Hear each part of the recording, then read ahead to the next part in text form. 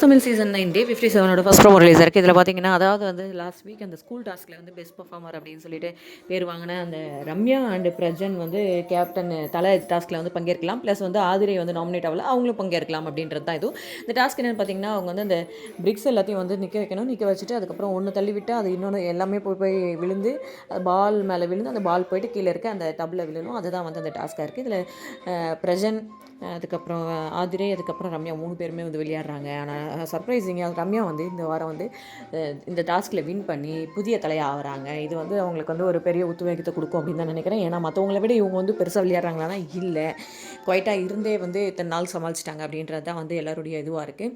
பார்ப்போம் புது தலையான ரம்யா என்ன பண்ணுறாங்க இந்த வாரம். ஏன்னா போன வாரம் தலையாக இருந்த எஃப்ஜே வாங்கின ரோஸ்லேயே புது தலைகளாக ஒரு பயம் வரணும். அவங்க என்ன பண்ணுறாங்க அப்படின்றத நம்ம வெயிட் பண்ணி பார்த்தாகணும்.